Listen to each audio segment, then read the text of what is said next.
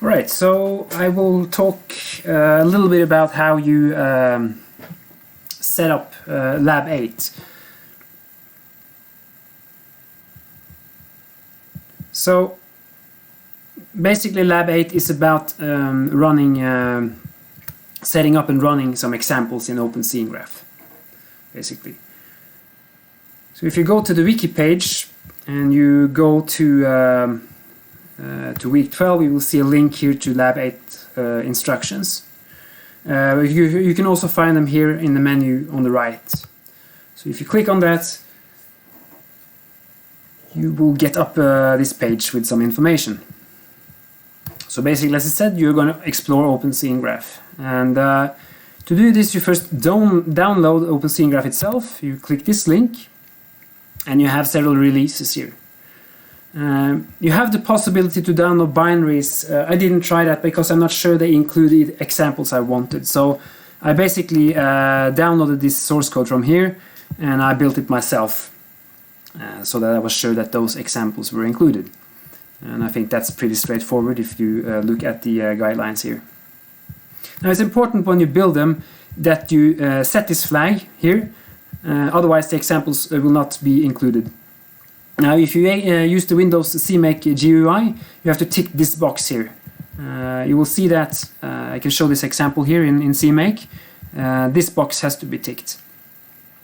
Otherwise the examples will not be compiled. Okay. Now, once you built this, you also have to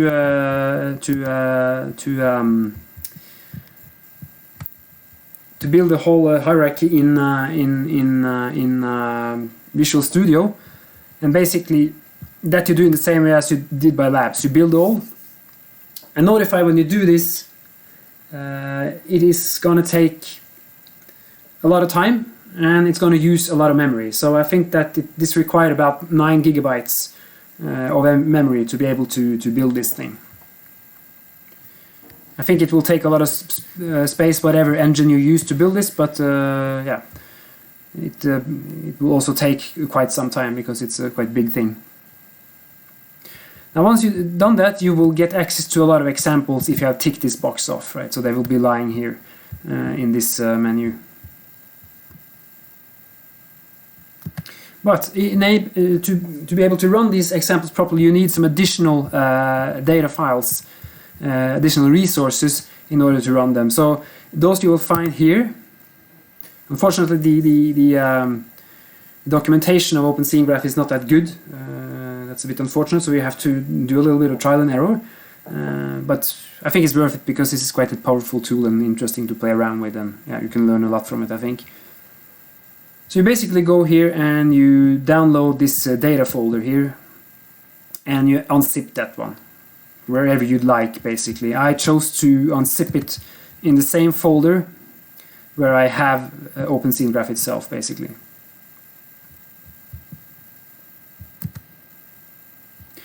Now once you download and unzip that, you will need to link the resources, and that is how you do that is described here for Windows, Unix and Mac. Basically, notify that this set path here in Windows is wrong. So you should write what is said here on this page. Alternative is if you're not able to set this path properly, then you will get some error messages when you run the command prompt, basically. And you should basically run this through the command prompt because there you will get the appropriate error messages, so you know what went wrong. And usually it will say that it lacks some folders or some files. And all these files and folders you'll usually find in this OpenSceneGraph data folder. So if you have a problem setting this path, you may simply just copy them right over directly to this binary folder under OpenSceneGraph, basically. So you can go then here, click on this, and you will find all these folders and files that they will ask for, basically. Like, for example, images for textures or fonts and those sort of things.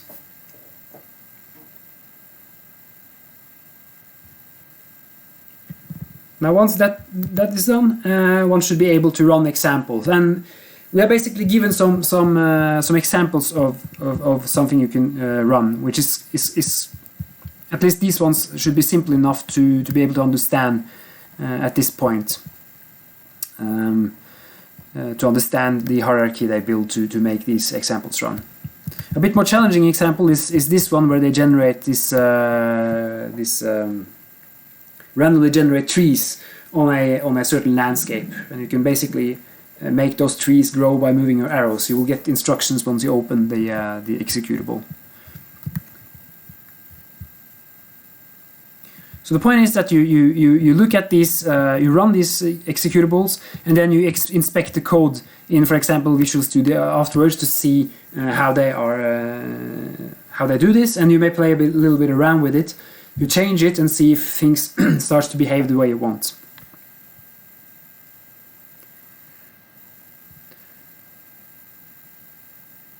Yeah, so as I mentioned before, it's an idea to run examples from the command line, because then you will get up error messages. So I'll just go through some examples. If you go to OpenSceneGraph, where you built it, yeah, by the way, when you build it using CMake, for example, you have the same you do the same thing as you did with the labs. You find the folder where you have this cmakelist.txt, and then you can choose if you'd like to build it into your own build folder, basically. So I chose to do that, and then I get that the project I can compile, so on and so forth. After you do that, you have this file of binaries, basically. And in that file, you will find all the examples as executable files. So you see them here, basically, all of them. So let's go down and see this OSG planets example, for example.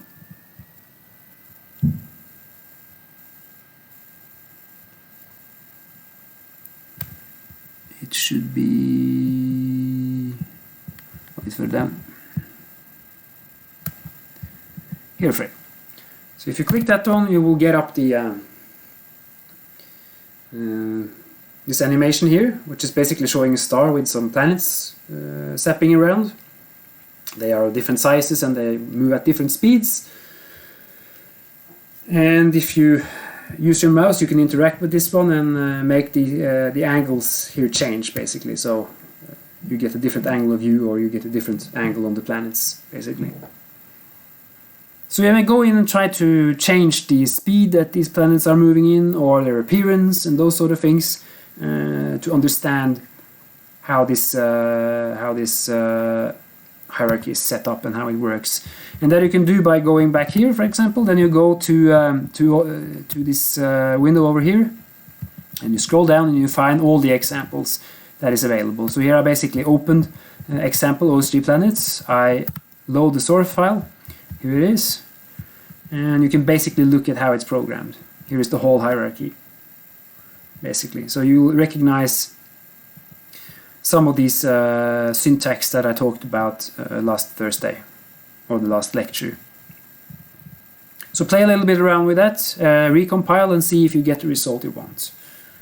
Changing colors, changing appearance, changing speed, for example. And we have also some other examples that you may look at if you want to. Let's see, for example, maybe this one. That may also be quite easy to dissect and figure out what is and how they do. You have another one here, I think, yeah, which is a landscape with some fireplaces, some smoke coming up. You have a small plane and I think a hang glider here. Yeah, so you're interested in how you do this, you can have a go at looking at that CPP file, for example. And yeah, so there are many interesting examples here of varying complexity.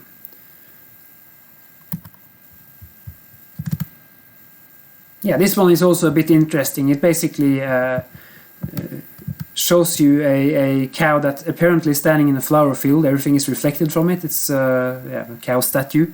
So how you do this, for example, you can figure out by looking at that CPP file.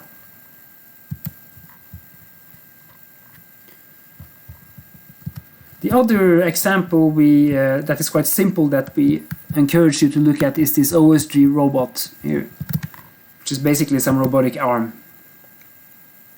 with different elements attached basically.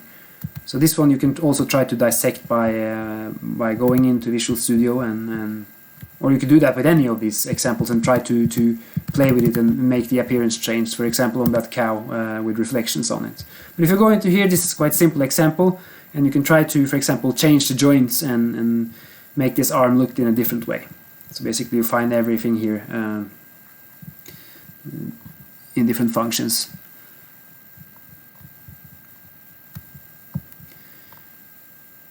Yeah, so the point about this is basically to get some insight into OpenScene Graph, what you can do with it, but also to understand how you can make some a bit more advanced things, because you'll get a lot of hints from these pages as well, from all the examples. Now some of the examples may not run. One reason may be that you haven't set the path correctly. The other might be that it's just some of the example that simply doesn't work. So be aware of that. And we will have some lab sessions online in the near future, where you will have a possibility to ask questions about this as well. So I think that's what I have to say about that for now. Yeah, that's it.